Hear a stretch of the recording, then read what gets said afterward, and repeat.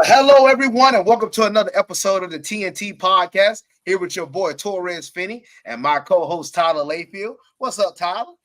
Nothing much, man. Busy. But both of us have been pretty busy, it seems. You've got your own thing going on your end. Getting ready for some big stuff, and then on my end, been getting ready for soccer season. We started that off yesterday.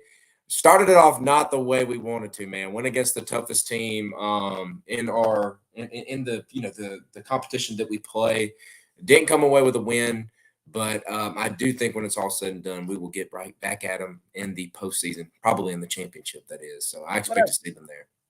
Look, start of the season, you've been successful for so far, up to this point. Hey, like you said, you got a lot of different girls. You got a lot of new, lot of different. Yeah, so yeah, they gotta break bread right now. They gotta break in. Once they get it going, that's actually gonna be pretty awesome. I'm excited. Yeah.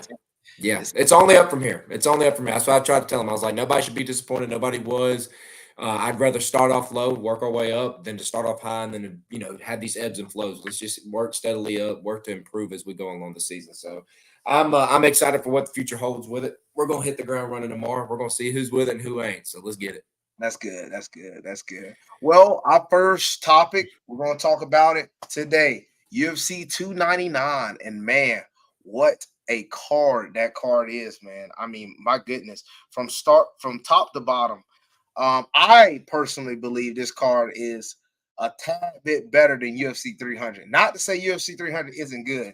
I think this is one of the first time you've had back-to-back cards of this caliber, pay-per-view wise, to be of these type of fight matchups. But I do think UFC 299 is a much not much, but a tad bit deeper than 300. Maybe because I feel like I already know who's going to win in some of those 300 fights, only because of like the matchups, because they're trying to get star power sometimes rather than, good overall matchups. Where in 299, I see some really good, there's a lot of really good even fights. So we're just going to pick around some of the prelim fights. One of them I want to put a little quote on. His name is Robles Desabane. He's going against Josh Parzian. That's on the early prelims. All right. I've had the opportunity to train with Robles. Robles is a Taekwondo black belt. He's a Taekwondo Olympian. I trained with him before at Fusion. We sparred, had a few rounds together. He's a special talent. And I think in his last 3 fights, they have been a combined 20 seconds. I think he's had a 9-second knockout, like a 5-second, 6-second knockout, and then like a 12-second knockout. I mean, it's literally his last 3 fights has been less than 30 seconds. That's absolutely crazy. All of his wins are in the first round, and he knocked the guy out, and I think in 9 seconds his last fight on Fury FC. Literally walked out of the cage and was told that you just been signed to the UFC.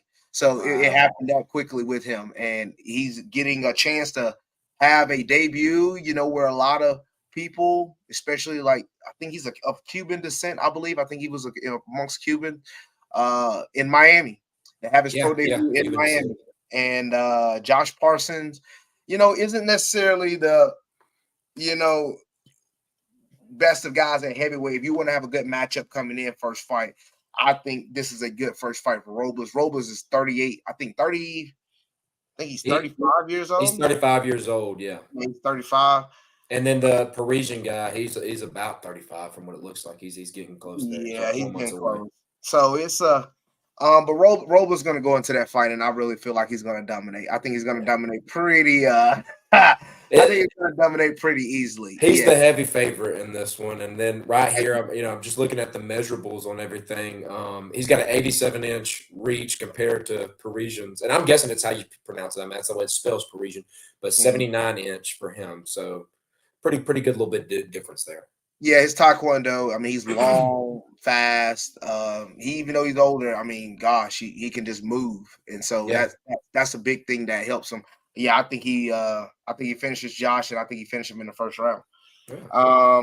So the next fight, we'll go to the prelims. All right.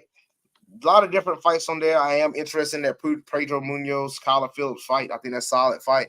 I'm not going to necessarily not going to go over that one right now, but that's a fun fight. But the Matus Gamrot and Rafael dos Santos, all right, that fight is huge. All right, mainly because Gamrot was the backup. He was a backup for Islam and Volkanovski in Abu I remember Dhabi hearing that name. on that card. Yeah. Yeah, Gamrot. I mean, he had a lot of incredible fights, and now Gamrot is the next closest thing. A lot of people believe he has the wrestling to combat um, Makachev. Especially he is a very heavy wrestling style. He constantly stays his pressure, his cardio, his scrambles. He gasses guys out. His fight against Tarshukian was phenomenal to watch. The wrestling exchanges were crazy. And it's going to be really interesting to see him go against a guy like Rafael dos Santos, who's a black belt. His striking is phenomenal, former world champion. If Gamrot is able to go in here and dominate this fight, I think we might be seeing Gamrot have an opportunity to be that next guy to be able to be deemed as, oh man, he's the real deal. I do see, I do think Gamrot will win this. Rafael is on his back end. Dos Santos is really good, man. Dos Santos has a lot of different things he can bring to the table. But I do see Gamrot being able to implement his game. Gamrot uses his strikes a lot, but he shoots so much. And I think it's a 3-round fight. And I think it's just going to be a sprint to win rounds. I see Gamrot winning that fight by decision. Yeah. All right. Yeah, the two you picked so far is probably the two I'd end up picking as well. Yeah. You gave me a really good reason on the first guy. I think that's some good knowledge to have going into that one. You made me feel really good about him. Yeah, I'm really confident in that one. The next one is one of my favorites. Man, I am very pumped for this fight because not only because I've got an opportunity to be in the training room and learn some things from Curtis Blades, but I'm also excited because one of my favorite fighters in the UFC, my favorite fighter in the UFC currently is Khamzat Chimaev. I'm a big Chimaev fan. Okay. And my next one is Jalton Almeida. Really? Almeida, I'm gonna be honest with you, man. Almeida's style, his style is what I really like. His style is so dominant. He goes in. Now, it's funny because I was talking to Curtis Blade when I was in Denver. We chopped it up after training. And, we were just talking about a lot of different things that we're able to do, being grapplers, being grapple heavy. And I was like, man, even though I know you're about to fight him, but I was like, Almeida is one of my favorite fighters. And he was like, yeah, I know. Man. He's like, yeah, Almeida, he's really good. And, he's like, but I'm excited for that. I really like that matchup. And I'm like, okay, yeah. And Almeida, how he comes out, every single fight, you can go watch every fight. He starts off with two teeps, two rear teeps, and then he shoots a double leg every time. Now, he might change it up. He changed it up just a tad bit. He threw a jab in between when he went against Derek Lewis. But the same thing was the premise. He threw probably 1 or 2 strikes, and then he shot. All right. Now, most of the time, when he shoots, he either gets the guy out of there with a rear naked choke or ground and pound with hammer fist. All right. Last fight was a little bit of a blunder against Derek Lewis because he really couldn't get Derek Lewis out of there. He would just land on. I've never seen nobody get in mount and not throw a strike. He literally was in mount and then throw a strike. It was the craziest thing ever. I think he was fearing the explosiveness of Derek Lewis allowing him up.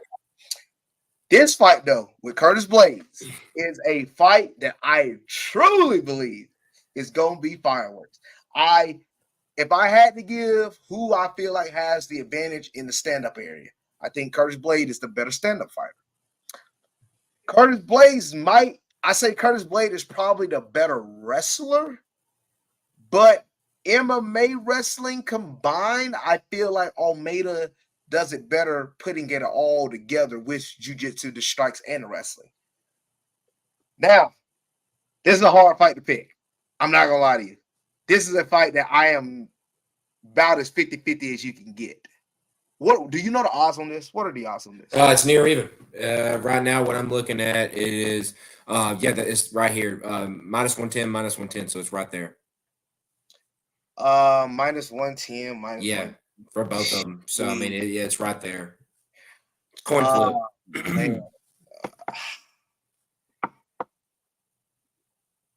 Dude, I don't know, man. I'm gonna go Almeida. I'm going Almeida in this one. Okay. He's the hot thing right now. I like his style. Curtis Blade. This is gonna be a hard. Like I'm gonna tell you this: if Almeida is able to get through Curtis Blades, which I think Curtis Blades give probably majority of the heavyweight division their hardest fight. Like, I don't see a lot of guys really being able to beat Curtis Blades just straight up, unless you're able to catch him, which a guy like Derek Lewis was able to do. But I think Curtis Blades won his last. I mean, he's been hot his last few fights. I mean, he lost. He lost in his most recent fight to Popovich. He did lose to Sergey.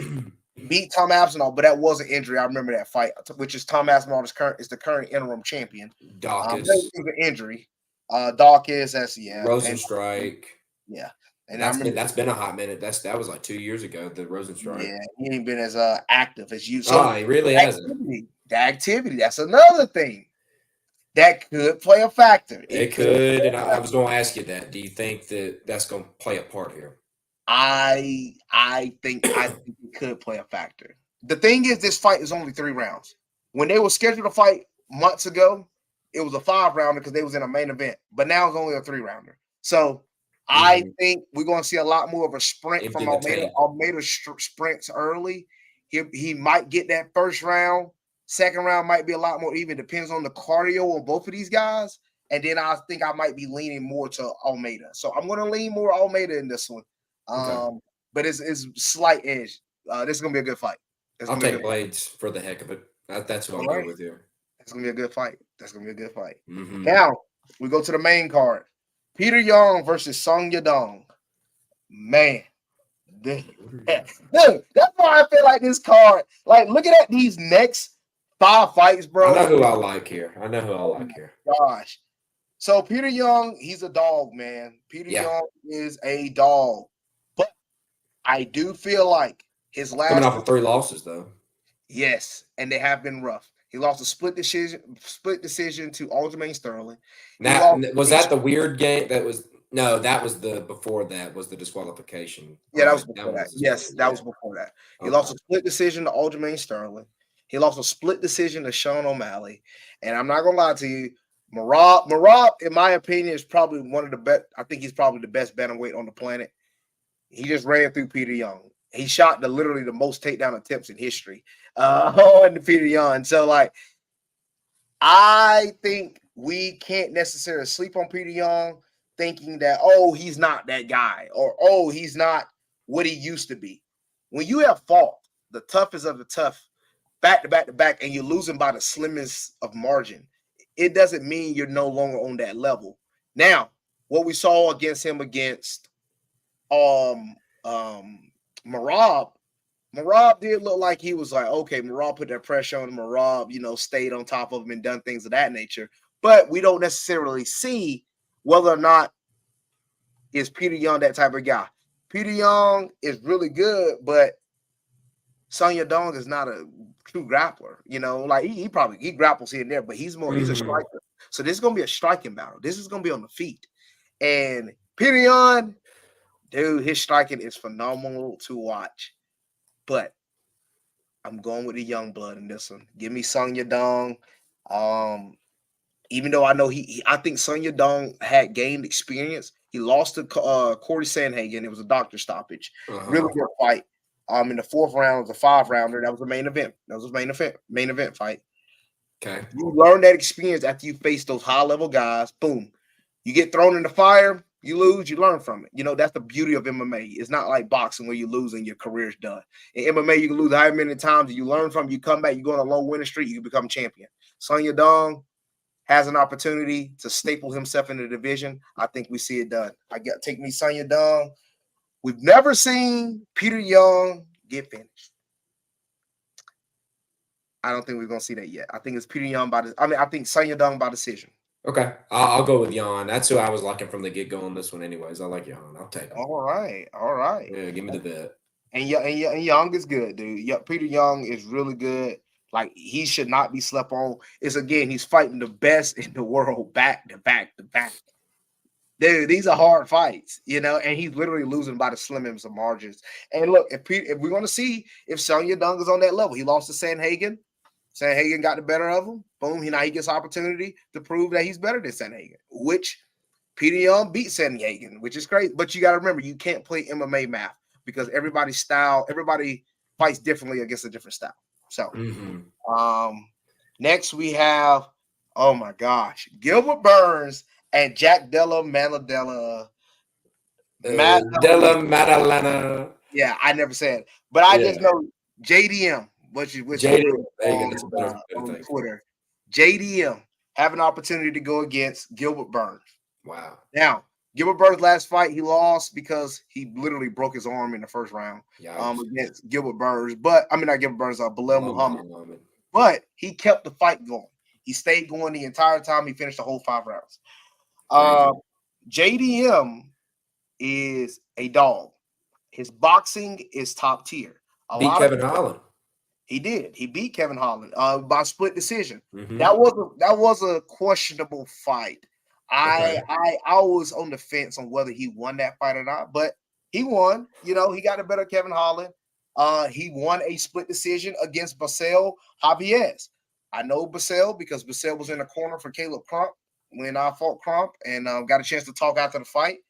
He had got a short notice, literally a little bit right after that. It's crazy. And, you know, I was rooting for him. I was watching him, and he went on there and literally lost to JDM by split decision. And he kept taking JDM down. And we saw JDM problem is some of his takedown defense. Now, going against Kevin Holland's not going to necessarily expose that. But going against a guy like Gilbert Burns, he will. He's a multiple-time BJJ black belt champion. Obviously, he's top tier. We saw what Gilbert Burns looked like against Khamzat Chimaev, which everybody felt like he was the boogeyman of the division. Man, this is a tough fight. I'm not going to lie to you. It's a tough fight. And his last 2 have been split decisions. I don't want to necessarily say the hype train is going to get derailed, but I feel like Gilbert Burns is going to win this one. I feel like Gilbert Burns is going to win this one. I got a feeling. I don't know. I just feel like Gilbert Burns, if Gilbert Burns go in there and fight like he's supposed to. Now, if Gilbert Burns going in there trying to be tough man of the year and fight of the night, he'll lose this fight. But if he goes in here and fight smart, the same way he went in there and fought smart against Neil Magny, the same way he went in there and fought smart against Stephen Wonderboy Thompson, I think Gilbert Burns wins this fight. It's close for me because right now, JDM is the slight favorite at minus 125. Good Lord. Yeah, it's pretty tight here. It's pretty tight. It's kind of, I don't know. To me, I think it's very similar to the last fight, the Yan versus Song Yadong in a way. You know, the young guy versus the older dude, because you got Gilbert Burns here at 37 versus a 27-year-old JDM. I went with the veteran last time. I'm tempted to go with the young guy on this one just to keep it up, and I'll do it. I'll go with the young guy here. Yeah, and I really do believe that's going to be a really fun fight. I do think it's tight. It's tight. It's really tight. I'm about to say, like, you see how stacked this card is, man. It is. You weren't lying. And these next 3 fights, oh my goodness! Now I know who I like on this next one. I know who. Dude, everybody in the world has been wanting to see this guy eventually get to go to the UFC for the longest. Michael Venom Page. He's finally making his UFC debut in Miami. He was with before Bellator. He was with Bellator his entire career. Tell me about it. I mean, MVP was some of the most viral knockouts you ever see in the history of MMA. He's been a part of them. Literally, he did a jumping, spinning punch through and knocked the guy clean out. He threw a kick that squished the guy's skull inside of his face. It made a dent in his head, and the guy was out of fighting, literally almost for the rest of his career. Like, this man has power. He has the craziest of knockout. His style, he stands karate. He's hard. He's been caught here and there. He's older. Don't get me wrong. He's older. He's lost to Michael Perry, but that was bare knuckles. It's not the same as MMA. You don't get a chance to use his legs. His leg kicks are also another part of his weapon. He lost to Logan Storley. Logan took him down multiple times by split decision. Got knocked out by Douglas Lima. He plays. He does a little bit like, not necessarily like Anderson Silva all the way, but he plays around a little bit. But he's so much better of a striker than all of these guys. How's his ground game? Does he have any kind of ground game? He's hard to take down. He's hard to take down, and he's hard to hold down. So So I that's know it. for a while that was Holland's like correct me if I'm wrong here. Holland used to struggle with being taken down. He couldn't really do much if you got him on the ground, right? No, he couldn't. That was Kevin Holland. Kevin Holland did not have the best ground game. For him to be Yes. a black belt, he's So I easily was just wondering, like, can this guy do something similar? Does he have what it takes to kind of expose that weakness of he's not going Holland's? to shoot a shot. No, no, no. So He this don't is this is going to be a stand up, let's go only. at it kind of fight. Yeah, it's only going to be on the feet. It's This only will be going a to fun one. Now that's the kind that people pay to see. Yeah, that's it. That for 100%. There Yeah. will not be. I would be surprised to see any ground game in this fight. I really would. Wow. Like when Kevin Holland made a deal and a pact with Wonder Boy and was like, "Hey, no ground game. We only gonna do stand up," and they did stand up for 5 rounds basically. Now a lot of people said, Kevin Holland, you're stupid because you need to just get the win. If if you win the fight, you get more money, buddy. Like don't be trying to make these packs like this. Like win the fight. That's the only thing that matters. But Hmm. that's the Kevin Holland. That's the type of guy he is, the type of fighter he is. So it would only be on the feet. This is going to be a really good fight. This is a really good test. First fight in the UFC for a guy like Michael Venom Page. And I think he go in here and he gets the job done. Okay. So yeah, I was I about to say don't that see the him last knocking him time. out. It's hard because Holland is hard to knock out, man. I don't. Who was remind me here? Because remember the last guy we had come from Bellator that was real big was Michael Chandler, right? Yep. And how did his first match go? He In the UFC. knocked out Dan Hooker. That's First right, round. and For that like that was a 2 pretty minutes. big statement. Yeah, shoot, let's go for it. Let's run that thing back. Yeah, let's go with a knockout here from the Bellator dude. That's what I'll go with here. Yeah, I'm about to say, well, it's hard for me to because I don't think Holland has only been submitted.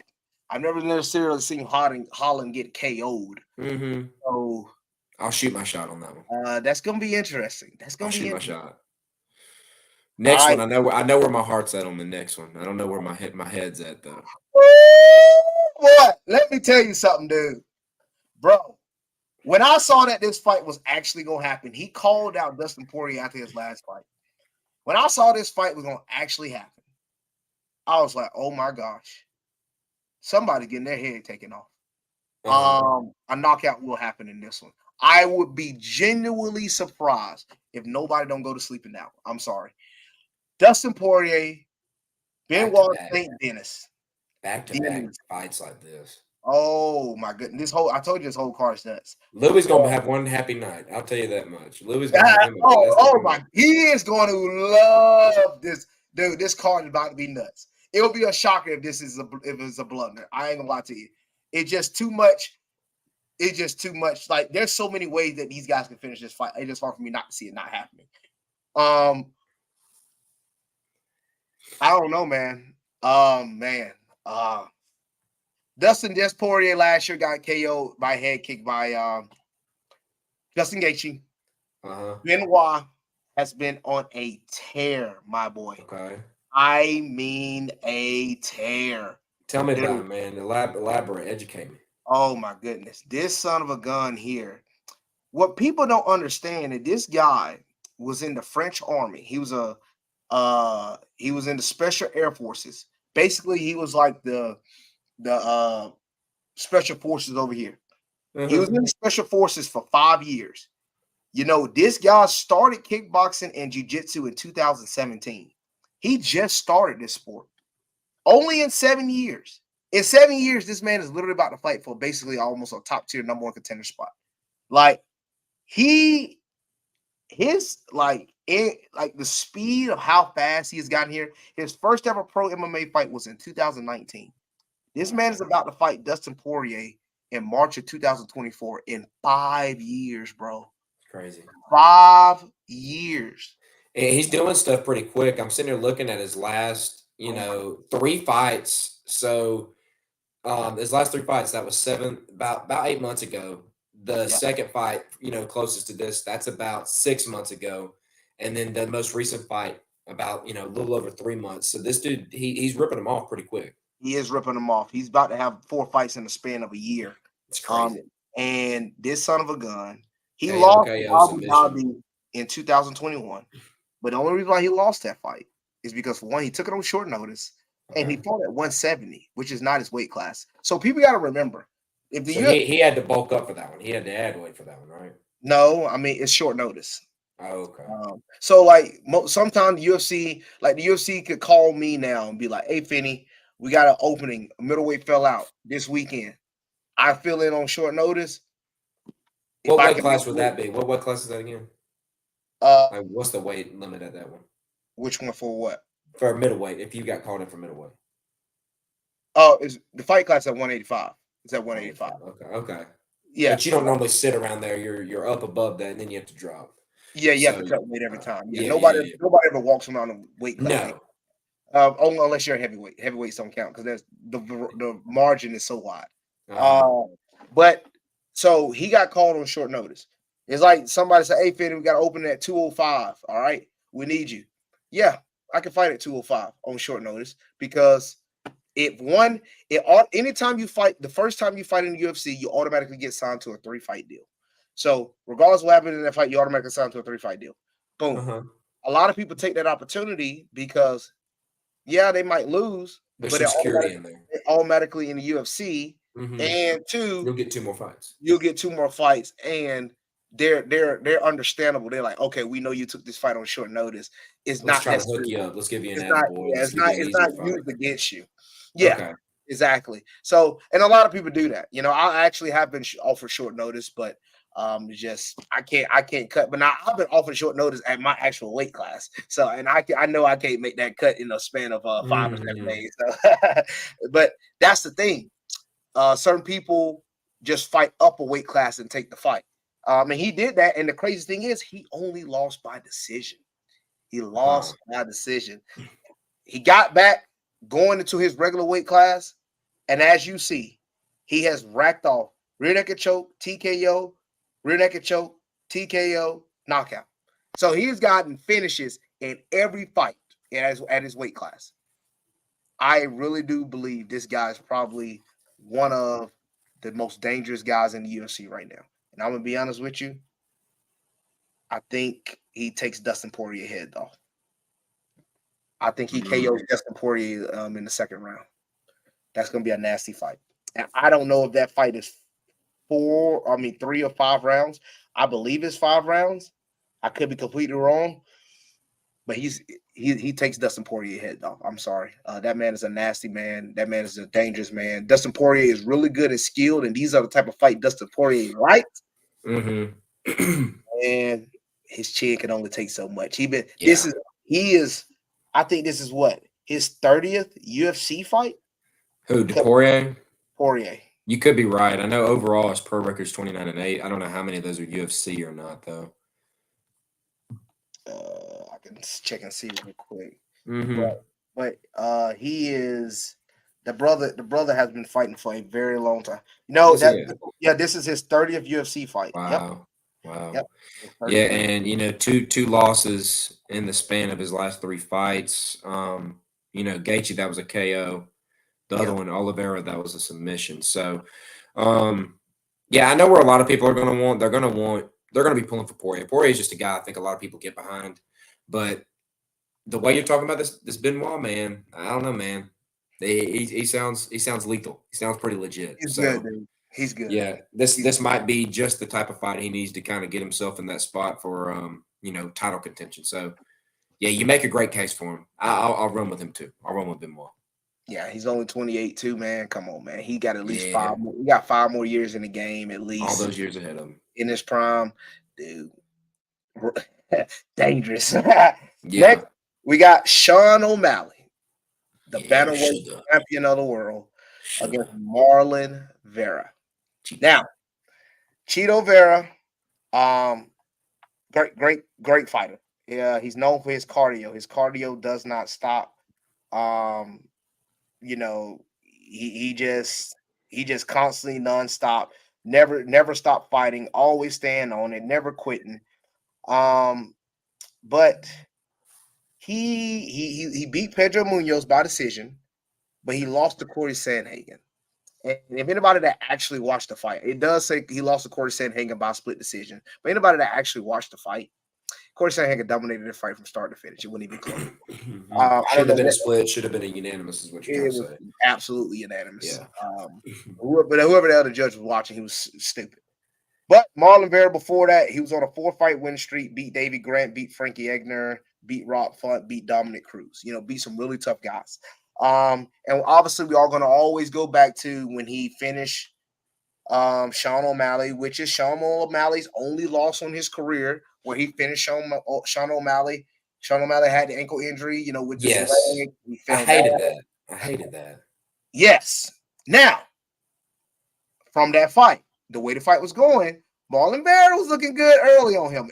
I now you have to remember that ankle and leg injury was caused during the fight, It so was. it was caused by him. So He any started like injury, limping. Yeah. exactly, any injury that's caused by the fighter, you can't say it's like, well, he hurt his ankle. Well, it was caused by the fighter. Like very similar to when people Yeah. don't You get can't make excuses on that. No. can't make excuses on that when it's caused by the fighter. Like Gilbert Burns and Bilal Muhammad. Everybody was talking about Bilal Muhammad broke his. I mean, Gilbert Burns broke his arm. Well, yeah, but It was his own fault. it was caused by the other fighter. So, Oh yeah, yeah. yeah. Like if it's caused by the fighter, I understand. Now, I'm not the excuse. If you going in there with an injury, again, That's on. Yeah, you should have. on you. You the one that Yeah. went in there. You knew what you could pull out. I know some people don't like the backlash of pulling out, but again, you only have so many strikes of pulling out a fight, so you just can't keep pulling out every time you got an injury. And nobody is ever 100% going into a cage. Just know that for a fact. I can tell you that from experience. I actually strained my hamstring before I was going to Contender Series, and I couldn't actually train or spar for 2 or 3 weeks. So Yikes. a lot of people, you don't ever go into a fight just healthy. All right. You hope so. You try to, but you never just go into a fight just pure healthy. So Mhm. I can't necessarily use that excuse for Sean O'Malley in that case. He got hurt within the fight. Marlon Vera made the best of it. So Yeah. what I am going to say, though, they have already fought once. Who's going to be hungrier for this fight because he lost? Who's going to try to basically even the odds by getting this win back? The champion himself. Most of the time, the champion, I don't want to say the champion take things for granted because defending your title is always huge. But I think sometimes the champions get sometimes complacent. This is the only loss of Sean O'Malley's career. He's not going to get complacent. And he's going to be taking it very, very seriously. Sean O'Malley understands. And we all ain't stupid. Sean O'Malley understands there's a lot of money that can be made after he wins this fight. You got Ilya Taporia, who's the champion at 145. You got Marab, who's dominant right now, who everybody in the world wants to see you fight. You might have to fight the winner of Peter Young and Sonya Dong. Everybody remember what happened with Peter Young, the split decision between him and Sean O'Malley. You got Umar Nurmagomedov, the freaking Nurmagomedov cousin who's coming up. They just smashed this guy this past weekend. There's just so many matchups. And O'Malley, you can make a huge name for yourself if you can avenge the only loss of your career. And I actually think he's going to get the job done. Now, if he does it in absolute fashion, which I actually think he will, I think he KOs Cheeto. Yeah. Sean's got that flash people like, and that's kind of what drew me into him. He's got that cool. I don't know, man. It's not necessarily the crazy hair and all that kind of jazz. It's the way he fights. I don't know. It's fun to watch. It's flashy, like the kicks he pulls off, some of the punches he does. It's entertaining. It's entertaining to say the least. To have him as a main card, title fight. That's going to bring a lot of viewers in. And then the fact, like you said, this is a chance for revenge. I'll take him in this too. I do. I feel pretty good about that. Yeah, me too. Man, so yeah, this is a good card coming up. This is going to be really one. Card, man. This is a really I'm good going card. to try to check in on this one. That's for sure. All right, man. Ready to move on to the next topic? Let's go.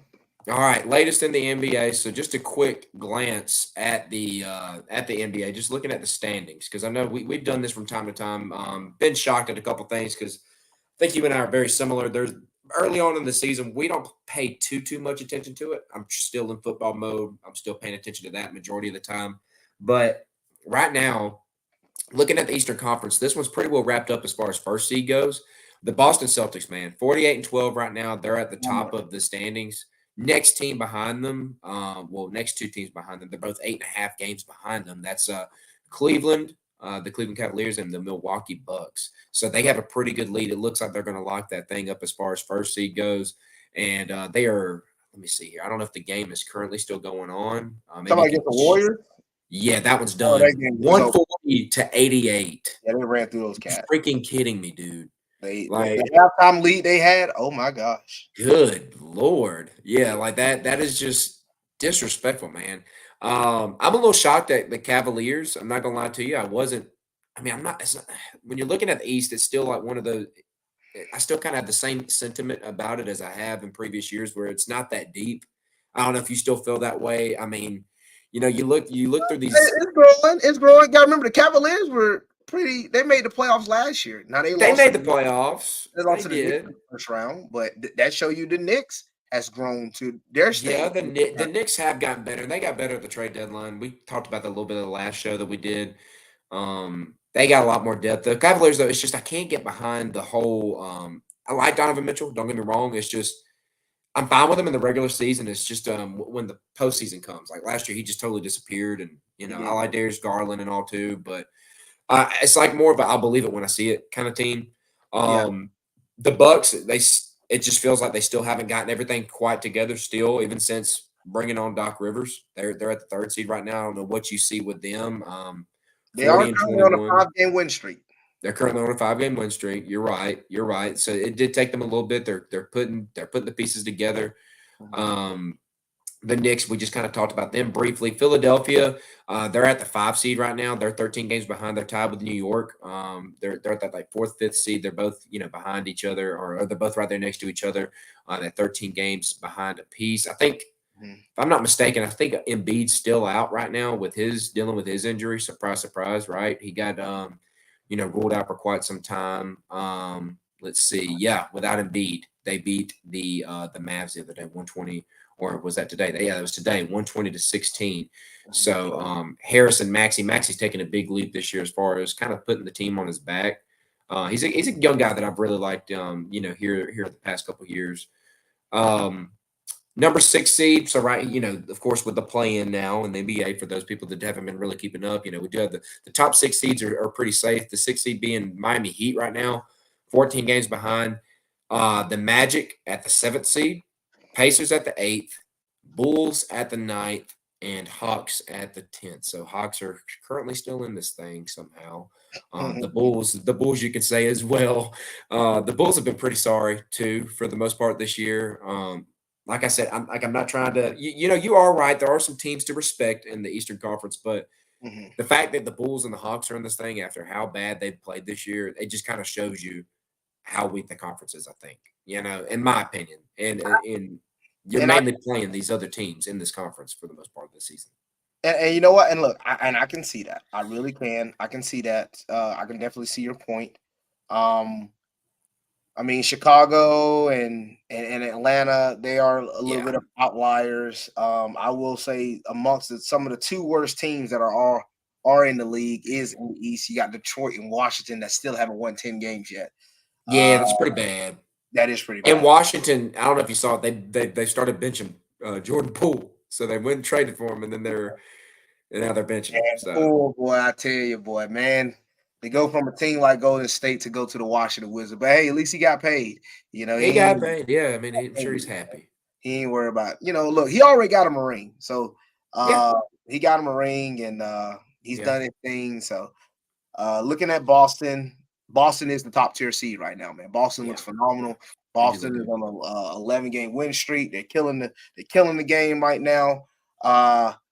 29-3 at home. There was a stat that was done. I think it was based off. There was some outliers that I saw, Hmm. but if you win, it was the 40-20 rule from Phil Jackson. If you win 40 games before you lose 20 games, uh, you're an elite team. Man, I Obviously, haven't heard that one yet. That's pretty cool. Where'd you see that yeah, at? it was on Twitter. It was like on ESPN. They said Phil Jackson called it the 40-20 rule. If you win 40 games before you lose 20, you're an elite team. Wow. And uh, Boston has done that. OKC has done that. Minnesota has done that. Denver has done that. And Milwaukee actually done that before they lost their few games. So um, Actually, Milwaukee did not do it actually because they're on a 5-game win streak, so they did lose. Milwaukee is not on that list. Mm-hmm. So you have those 4 teams. All right, Yeah. 3 of them in the West, 1 is in the East. Now, do we think that's going to go that way? Maybe, probably not. I don't know. But Boston is looking really good, and Boston has gotten to the playoffs. They've gotten to the conference finals. They've gotten to the NBA finals. They are that type of team. Now, this is where I like to separate those type of teams. You have that team that gets there and like, man, we can't win it. Well, yeah. Well, you gotta remember you're playing against one of the greatest of all times. It happens. Not everybody gonna win a championship. It's different when you get there all the time and you can't win it. Like in your case, like we talk about with Georgia. Georgia, us getting to the SEC championship game, us not making it's a little bit different for our team because that's no longer the standard. Because we have we have been here too many times, like the 49ers. They have been there too many times. It's no more of like, well, we lost to the next best, greatest quarterback of all times in overtime. No. That don't cut it anymore because you've already been here so many times. You've been to what, 4 or 5 NFC championship games in the span of 6-7 years. You've been to the Super Bowl twice already. You've been here so many times, so that's not going to cut it. Same thing for the Boston Celtics right now. It's not going to cut it making it to the Eastern Conference Finals. It's not going to cut it making it to the NBA Finals. You have to finish the job. I'm sorry. You was already the prodigy coming in. Jason Tatum at 18 years old, dunking, getting his team. Where were they? Eastern Conference Finals. Oh, man. Took LeBron in 7 games when he was on the Cavs. And what, that was 2018? All right? Mm-hmm. Again, you've been here this many times. You have yet to finish the job. Now. And plus, you're losing the teams that you should be. You're losing to an 8th seed team. You've been down 3-0 to an 8th seed team, having the game 7 at home and losing. Like, it's no more Boston just being successful, being a good team. They have to finish this job. It's no more now. There's no excuse. They got the pieces too. I mean, I'm sitting there looking at the roster. I really like the pieces they got. I mean, they won today's game. This was without Porzingis. They're not playing with Porzingis right now. Today, the starting 5 was Drew Holiday, Derek White, Jaylen Brown, Jason Tatum, Al Horford. So just imagine taking, let's just say Derek White out, putting Jaylen Brown at the 2, Tatum at the 3, Porzingis at the 4, Horford at that's a nasty 5. That's a really nasty 5. For a minute there, dude, I was like, I'm sitting there looking at the roster. I'm like, when the freak did the Boston Celtics get Drew Holiday? And I keep forgetting back to the postseason or preseason when they traded away Robert Williams, and I believe it was Malcolm Brogdon and some first round picks for him. Like, yeah, they've gone all in. Xavier Tillman's a nice piece off the bench. Pritchard went off today. He had 19 points on the bench, 8 of 12. That was a guy that you remember out of Oregon that was really big for them. And they got some nice little role guys. Shafee McCullough's always been a guy I like as a 3-point shooter, and O'Shea Brissett's been a nice role player over time. But yeah, if not now, then when? That's what I think of right now with the Boston Celtics. And I think the only team to really contest them personally out of the East. Let's just talk about out of the East. Yeah, for sure. Yeah, I'm not thinking about the fight yet. No. I mean, I think you can pretty safely say. I mean, I'm not gonna. I mean, I know that's chalk, but I mean, right now, looking at the way the East plays out, I would take them. I would take them to make it to the finals. Yeah, I would take them. They should be the favorites. I wouldn't disagree with you on that. I agree, but maybe I don't trust Doc Rivers. I'm sorry, I don't trust that man. But, I don't either. But he has the team. Yeah, Lillard, this Middleton, Giannis. They have a team to push these Boston got Lopez. And it depends on what type of Sixers team we see. It depends on what type of 76ers team we see. And I see them dropping down in seed, so they might have to face some of these guys early. Tyrese Maxey. Maxey's really good. Harris is really good. You got Buddy Hield. I think he got hurt, didn't he? He got. I have to check. I'll check that here in a minute. I'll see if he. Let's see if he played today. I can look at the thing today. He'll play today. He played 28 minutes. So, okay. 4 of 11 from the field, 11 points. So it's not like he did a whole ton. Yeah. Kelly Oubre off the bench really helped out. And that's good. Yeah. And that's good because with the injuries, of things of that nature, just making sure. But yeah, I mean, they got guys. They got a B averaging 35 points a game. That's nuts. But it depends on how healthy he's comes back. You got Maxey Mhm. averaging 26, Harris averaging 17, and Buddy Hill averaging 16. So the 76ers got a solid team. It depends on what they're able to do with it. They got to play the Knicks the first round if that seeding stands as we currently see it. Um, Mhm. and I just feel like it's gonna come down to probably Milwaukee and Boston. That's what I feel like. Milwaukee and Boston. Yeah. You can make that case. I'm sitting there trying to look up the most recent like Nick games, just seeing how they've been looking.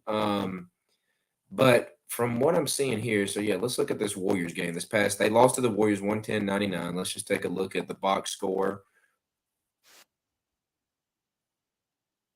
how that looked. I know they went and got Precious Achua in that trade. He looked awful. He had 3 points. Isaiah Hartenstein with 6. Brunson carrying the load, of course, like usual, 27. Hart with 14. DiVincenzo with 16. Yeah, I just don't know if they got the horses to No, keep I don't. I don't trust the Knicks. No, you can. horses. I know they got Bogdanovich, but he sucked in that game. Good Lord. 7 from the field.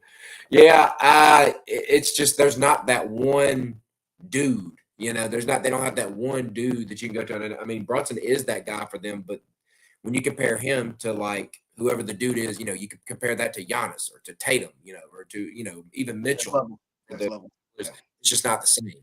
It's just not the same. So, no, I definitely see where you're going with that. That's a good point to be made. Yeah, I'd love to be able to take the Knicks serious, but I can't looking at those stat lines and looking at those players. Mhm. And So and I- yeah, and I don't see a Cinderella story again from the Miami Heat this year either. I don't either. But then again, it's every time that we think about them that way that they do that. So, that team, they just do it. Yeah, it's hard for me just to see that with them again. They got a good team, Butler, Harrell, Bam, Terry Rozier. Jaime Jaquez has been a good rookie this year for them. Yeah, Hike. What's his last name? Jaquez, Jaquz. Okay, I Yeah, can he's see it. been pretty. Yeah, Jamie He was in Hawkins. that dunk contest. Mhm. Yeah, That he's averaging 12 excuse me, points a dunk game. contest. Yeah, he's doing good. Yeah. He's doing good. 12 and Uh, 12 and 5. That's not yeah. bad. Looking at the West, we can break that one down real quick. I mean, right now the 3 teams are pretty much tied for that first or third. They're all dead even right now as far as games go. None of them are a game behind the other really. That's OKC right now at number 1, Minnesota number 2, Denver Nuggets number 3, and I got done watching. I watched a bit of that Nuggets and Lakers game yesterday, last night, and it just seems like the Lakers just cannot figure out that team, man. They cannot, and Good boys. the Lakers, you felt like I mean, right now they're 9.5 games back, and I know I always got to bring them up because you know how it is, you know who I'm repping. Right now they're at number 10 though. They're at the 10 seed. The next team behind them, they're 15 games back. That's the Utah Jazz. So it looks like they'll end up at least being in the play-in. If that were to happen now, the play-in tournament, they would be playing the Kings. I can't tell you how that game would go down. The way the Kings looked in the postseason last year against the Warriors, that looked pretty freaking awesome. So I don't know, man. You don't ever know what to tell with this Laker team. The It's other team one in game. LA, It's go ahead. one game. I mean, like I It said, it's is. one game. You're right. And Anything can happen. you don't want to. I ain't gonna lie to you. He's one of those guys. You don't want to bet against LeBron in one You game. don't. You Like, don't. If it's that one game, yeah, you're one right. I game. mean, if you're picking the dude, it's gonna be him. Yeah, that's what I'm saying. You're right. I was gonna say the other team in LA is looking pretty good. They're only 2 games back from being in that top 3 seeds, and that's Look your good. Clippers. The Yes. Clippers team, man. Clippers The look Clippers, they're looking good, good. dude. I've actually watched some highlights on some Gotta of give them these. respect. They do. Being so deep into football and really turning my attentions to basketball. When I Yeah. first looked at the time, Minnesota's they're basically number 1. They all tied. But seeing Minnesota so high, and I'm like, wait a minute. Like, what been going on this year? And then I go and look at the guys. Anthony Edwards is playing out of his mind. Carl Anthony Towns, Rudy Gobert, Mike Conley, Nick Reed. They got a lot of guys that can play. Yeah. And you're like, oh, well, that's why they're looking the way they're looking. And Anthony Edwards, you gotta remember, he's a young boy right now. He's young in the Mhm. NBA, so he's hungry.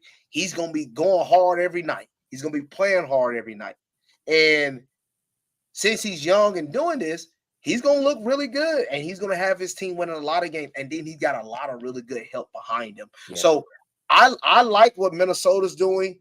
Obviously, with OKC, you wouldn't. I ain't gonna lie to you. I never thought I would see OKC back at the top of the hill anytime It's soon. crazy that they're doing this good and they have all those assets moving forward too.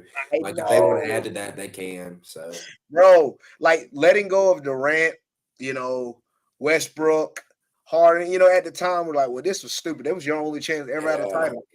Well, we could be completely wrong because Shai Alexander, man, boy. Oh boy. The man is averaging 31 points a game right that's now, pretty dude. good. This guy is a freaking monster. I mean, and he got a lot of good guys that can help him out as well. That Thunder team looked nasty. But again, I am not going to like right now. I honestly feel like the two teams that I might see because of experience in the conference finals is Denver and the Clippers. I feel like those two teams. Now, look, I know I can't sleep on the Suns. You can't sleep on Kevin Durant. I know you can't sleep on Kevin Durant. But the Suns, man, they just I don't know, man. They're just something that I don't really like about them too much. You know, Bradley Beal is getting back into the groove of things, so it's good to have him back. I know he's been injured for majority of the season. To have Beal, Durant, and Booker, that's gonna be nasty. I still wonder a little bit on their defensive end. I don't. They're still not a really great defensive team overall, but man, it's gonna be tight, man. It's gonna be tight. I Yeah. bet West is gonna be really good. Don't There's gonna be a lot of first round matchups that are gonna be six. Gonna be going to game six. You know, some might go seven, but there's gonna be a lot of first round matchups that's gonna be going to game six. No Yeah. question. Looking at Minnesota, like the thing that scares me about them is that bench. I just don't see that. I don't really care for everybody that got on that bench. Um, I'm looking at your Mavericks. They've been doing pretty good. I mean, they lost today, but Doncic and Kyrie been doing their thing. That's all they've been doing. They just been doing Yeah, their thing. That's PJ it. Washington, he's been okay. Derek Jones off the bench at 21 today, so I mean it's not bad. You're still not getting much production out of your bigs. Nope, you're not. Um, You ain't got no so bid. Been asking for bids for the longest. yeah, so I mean, but there's something there. I just don't know if I could take it too serious. Like you said, Denver is who I'm far and away highest on. I don't know who I pick against them. Right now, I Well, can't pick the overall Pelicans too team, serious. yeah, like overall team from top to bottom, They just look like so good. who are we really picking against Denver? I mean, they got Murray and Porter and Gordon and Jackson and Yeah. Caldwell Pope and this bench and The Brown, the little yeah, white guy that played pretty good. Yeah, him. They just oh yeah. Dude, all right, Christian Braun, that's it, yeah. dude. Like, can who can stack up against this team overall from top to bottom? Because I really don't see it. Jokic is leading this team. What's now? It's just awesome. Who's gonna run for It would MVP? take an injury to him to derail that whole thing. Because like if Would. he's playing and he's going to be playing hard, if he's playing, it's tough to beat. Like the question is, who's gonna beat who's gonna beat him for MVP? Because right now he's leading his team in points, rebounds, and assists. He's averaging 25, 12, and 9. If you were to tell me that's not MVP numbers, now I know I just seen Shot averaging 31. I know Joel Embiid averaging 35, Look at the odds. but Let's he's look at not the going to meet the odds. requirements. If Joel Embiid don't get back in time, he's not going to meet the requirements to be considered for MVP. Yeah, right now he's leading it. Him and Embiid. Yeah, I Mainly see him because Embiid's hurt. Embiid is hurt. So is it Shy? You say? Jokic. Oh, Jokic leading. Oh, Yeah, that's from this what I'm seeing right here. Yeah. he's gonna win it. He's gonna win it. FanDuel, he's minus 150. Shy's at plus 230. Well, he'll win it. FanDuel took Embiid's off the books. So yeah, Jokic right now, what would that be, his third? Yeah, it'd be his third MVP in the span of 4 years. Yep. Ridiculous. I mean, and he should have won it last year. He should have been a 3-timer, but I mean, dude, this guy's on another. This guy is stapling himself as one of the best bigs um, in the history of basketball. He's showing he can do it all. You know, he might not look like the most prettiest thing, but he can definitely score. He can score from anywhere on the court. His passing ability is phenomenal. It's beautiful to the eye. Look like a quarterback, and then he can rebound the ball at will. I mean, he's just really good. Yeah, Uh, big I chunky white mean, guy getting it done. Crazy, I'm right. I'm like this crazy. coming out of the West until proven otherwise. Again, barring any injury, I don't see nobody competing with the Nets. I'm not sorry, Nuggets, Denver Yeah, Nuggets. yeah.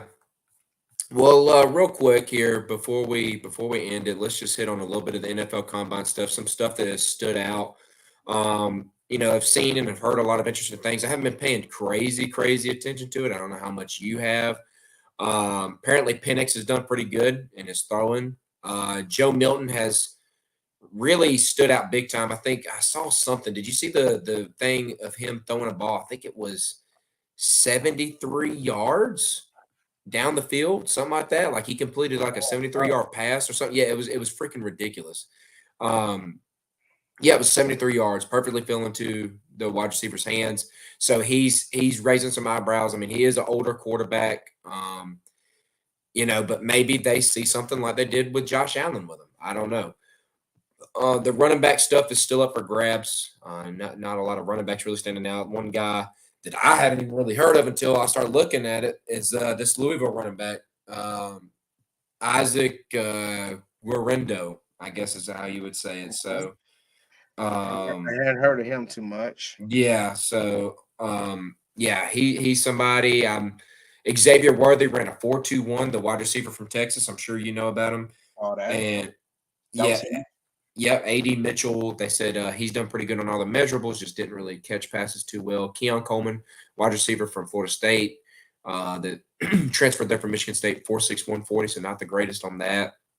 Florida State had another dude, two of their opt-outs from the Orange Bowl. One guy, that's the big white defensive tackle they got, Braden Fisk. Gosh, he ran fast. Yes. Yeah, what was his 40 here? Yeah, 4.78 40. And honestly, dude, he's really good. Like if you go back and look at any Florida State tape, like dude was really good. Like honestly, it's nothing to bat an eye at. Like he's legit. The two defensive linemen from I think they're both from. Yeah, I'm pretty sure both of these are from Texas. Byron Murphy and Tavondre Sweat.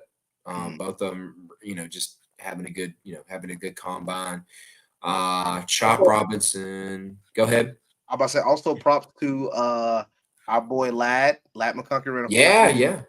That was really good. I was impressed with that. And then he's half and half. Our boy, he's our stepchild. Uh, um, Dog from Alabama. I just saw his freaking name on here. Freaking Burton. Burton, Jermaine Burton. I've done He this ran a on him. He 4.4. ain't mine. He ain't mine. I don't claim him. Oh my gosh, he ran Screw a that dude. 4.45. Yeah. Oh my gosh. So He can run the 4.45 all he wants. I ain't claiming that sucker. Screw him. yeah, like you said, Screw Tyreek him. Smith ran a 4.4. So there was some good one. There was some good guys that were moving. Yeah, Georgia's guys did pretty good. Tyke Smith and Javon Bullard did pretty good in theirs. Hold up. Dallas Turner ran a 4.4. Yeah. Turner looked really good. Turner A looked really good. 250-pound And then lineman. Good Lord. let's Jeez. see here. I'm trying to think about who else. Georgia, Amarius Mims, he measured really well. He done a lot of good stuff. He ran a pretty good 40, but then he pulled up I think it's a hamstring on the second run, so that wasn't too great. JJ McCarthy didn't look too good in his throws. I'm trying to think if there's anything else here I'm missing. Nate Wiggins for Clemson, he ran a 4.29 as a corner. That was really good, but then he got hurt later on. And then Jatavian Sanders, tight end out of Texas. He ran a 4.69 40, which wasn't the greatest, especially with Brock not. Yeah, Brock didn't end up doing any of the combine stuff. He ended up opting out. He, from what I understand, he did a new diet to bulk up, so he didn't do anything. We may see some stuff at the pro day. I will be going and seeing Kirby speak again, so I'll be talking about that soon on one of the upcoming. Hey. Yeah, so Kirby will be coming up. He'll be coming to Macon here soon, and I'll go see him speak here at the Macon Touchdown Club. and all. But yeah, so So we'll I was gonna say this real quick. So I'm looking at the NFL Combine. This is off NFL Network. Anybody that wants to actual know where I'm getting this information from, but I'm looking at the Combine grades, and the number one Combine grade for this year was Malik Neighbors, wide receiver from he's good. LSU. They felt like he was the best. You have Marvin Harrison Jr. number 2, Caleb Williams number 3, Bach Bowers number 4, and then Rome on the new. Yeah, Odunze, yeah. Yeah, Dunze, he's number 5. And then you got Jaden Daniels and Jared Verse. You got a lot of guys all the way down, but it was interesting to see, like, okay, a lot of people are asking the question, is Caleb Williams still gonna be number 1 overall? Is he guaranteed? Is he locked in? I'm I about don't know. I'm about 75% he will be locked in at number 1. If I had to pick somebody, I would have to pick him. If you hold a gun to my head, yeah. And I feel like Justin Fields is leaving soon. We saw that video on Have Twitter. you seen the odds? The odds going on him to the Falcons, like they've been going up. Yeah, but then also saw Kirk Cousins. So yeah. So you never know. It is something to watch. That's gonna be interesting. I'm actually pretty pumped to see all these guys get that opportunity and make their name. So it's gonna be interesting to see what these guys do in the future. A lot of good players, man. Lot of good players. A lot of good players. A lot of good players. Yeah. We'll have to get some type of mock thing coming at some point. I'll see if I can get Kobe, maybe some Jackson, maybe some Zach, get some old crew back in here doing some stuff. That'd be fun. I know that Kobe probably had Jermaine Burton going number 2 overall or something like that. We'll see. Something crazy, something stupid. I don't know. We'll see. All right. This is a quick one. This is a quick one right here. Go ahead. I saw it on Twitter. They said, final drive, your life on the line. Who you taking? Tom Brady, Patrick Mahomes. Life on the line. Now, I said Brady too, but when you actually that was an interesting stat. It's close though. That I did not know. Mahomes is 7 for 7 when he is down in the fourth quarter to take the lead. He is 7 for 7. And I saw that and I was like, boy. It's hard to go against. To go against. Yeah, especially somebody so early. So I saw that and I was like, man, life on the line, Brady. But then I see, Mahomes. Then I had to start getting into like details like, all right, who does Mahomes got at wide receiver? You gotta do that. Tyreek Hill, does Brady got Randy Moss and all these, you start playing with those intricacies, but remember, you got to remember the thing is, and we've said it multiple times, it didn't really matter who Brady had. He just made it work, kind of thing. And then again, you could say Mahomes did it this past year. So I mean, I can't really make a crack at Mahomes anymore. He's he's more than just the receivers that are there. Literally the worst. They led the league in drops. Like they were so bad. We can't really use that argument against Mahomes anymore. No, you can't use that against similar things. So, but yeah, man. Anything else you got here before we break it down? No, man. Congratulations, Caitlin Clark. She just beat Pete Maravich record. A record I thought would have stood for the test of time, to be honest with you. She has come in and absolutely demolished it. She is a all-time legend. I'm actually rooting for her to get a championship. It's crazy to me. People be like, "Oh, she can't be all-time great unless she win a title," but you got to look at what she's playing with. She's playing at Iowa. When it has Iowa, especially women's basketball, been really known for something like. You run into a South Carolina or something like that. It's gonna be tough. You know what I'm saying, dude? She's doing this at Iowa, dude. Like, come on, man. And she took her thing to a good national championship against a good LSU team that beat a good, really good South Carolina team. So, LSU, like, I think she might be up there as one of the greatest all-time women basketball player ever. You're probably one of the greatest collegiate athletes ever. She's literally in that discussion. So, congratulations to her breaking the record and doing her thing. So that's really good. Yeah, man. Well, hey, thank you guys out there so much for tuning into the live stream. If you're out there listening to the podcast, you could support us. Go to the description, click on the Linktree link, and there's many different ways you can kind of promote and help the show out. We do appreciate all of the support you guys give us, all the views, all the streams, all the likes, all the follows, everything like that. Continue to keep that coming this year, and we'll keep pumping out this content, man. So once again, thank you for listening in, tuning in, and as always, we'll see you next time. Boom, boom.